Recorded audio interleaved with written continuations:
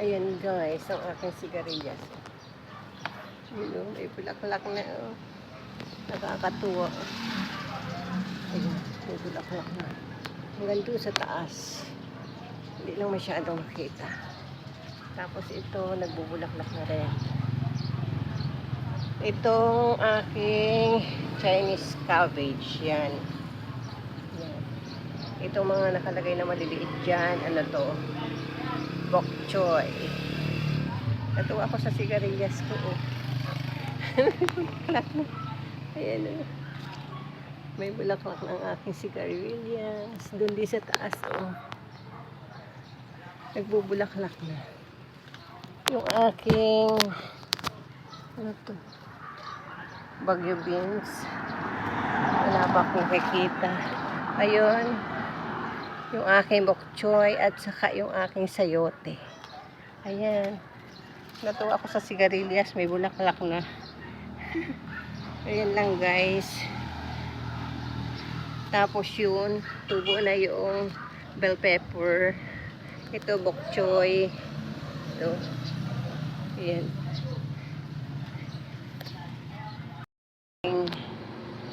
Ayun, hindi makita. Ang aking sayote. Yung maliliit, bok choy yun. Ito naman. Ito. Ito ay mga red bell pepper na punla. Yung bok choy na pinunla ko dati. Ayun pa yung parsley ko. Ayan, natuto ako sa ano. Ayan na yung malaki na yung aking sayote. Sana magdiretso. Ayan. Itong maliliit na to, bok choy to. Naglaba ako ngayon, Sunday. May nakasalang pa doon, kaya okay lang. Video muna tayo. Itong kalamansi ko. Ayan. Kalamansi. Ang laki na. Pwede na. Pang ano-ano, pang asling. Sausawan sa toyo, kalamansi. Pwede na. Ayan, pwede na siya. Malaki-laki. Hindi tulad dati, maraming bunga. Sana next time magbunga ng marami. Ay, doon pala marami din. Ayan. Ayan. Kalamansi ko.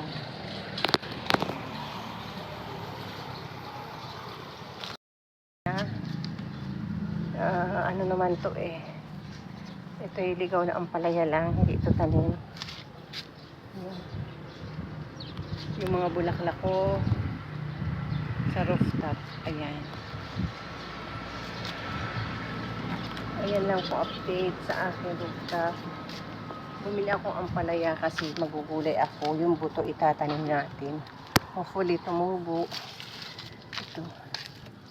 May bakante pa ako dito eh.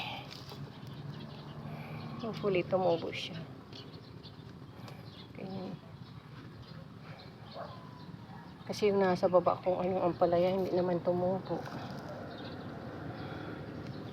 Hopefully tumubo to. Pinag-anuhan ko ng gulay. Pinagbalatan. Lagay natin dyan. Ayan. Malalago na rin yung mga talbos na nilagay ko. Ayun. Ayan. Bawawa na lang natin ng lupa yan. Ng garden soil or yung compost na lupa. Ayan. Ayan yung aking alugbati. Ayan, may sitaw pa ako dyan. Alugbati ko. Ay, umuutlaw na ang alugbati, guys. Nakaka-amaze naman. Ayan o. Ito o. May bulaklak na. Ito pa. May bulaklak. May dahon na o. Yung tubo. Ay, nakaka-amaze. Wow, makakabuhay ako alugbati. Wow. Nakaka-amaze. Yung talbos kong tinanim. Ayos naman. Itong sayote ko dito. Ayan. Magdidilig ako mamaya-maya habang naghihintay na aking labahan. Ayan lang guys. Yung aking nabahan guys. Ito ang dami na naman talbos. Pwede ng panigang. Ayan.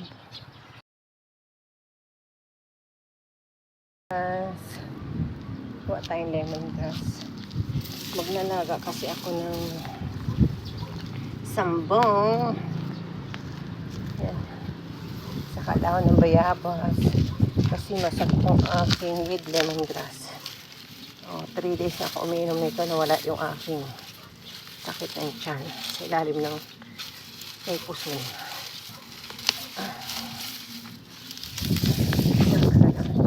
Tangkay. Isa nito, tapos daw ng bayabas at saka sambong. Yan. Yan. Diba pag may tinanim, may kukunin agad, may aanihin pagkailangan. Guys,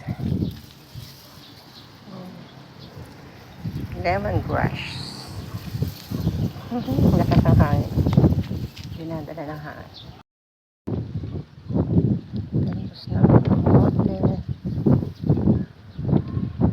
Yan. Bukas anihan ko na to. Talbos ng kamote. Magsigang tayo ng baboy naman bukas. Hindi muna ako mag-cooking vlog. Dahil sinigang na baboy lang naman, hindi kakaiba. Dapat yung kakaiba. Sigang, ayan. Mapansigang ko bukas. Anin ko yan bukas. Pansigang. Yan.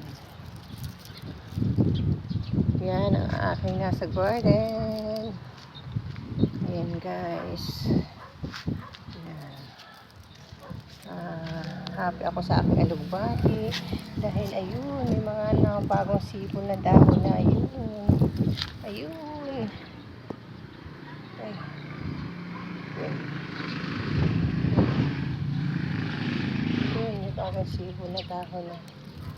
Sana magtuloy ang aking sitaw. Yan.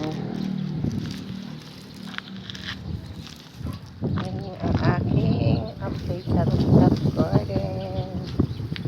Ayan. Ang aking kamatis. Wow.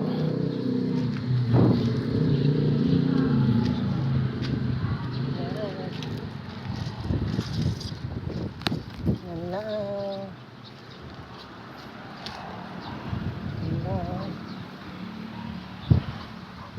Thank you guys for watching. Have a wonderful day or good evening sa iba. Thank you.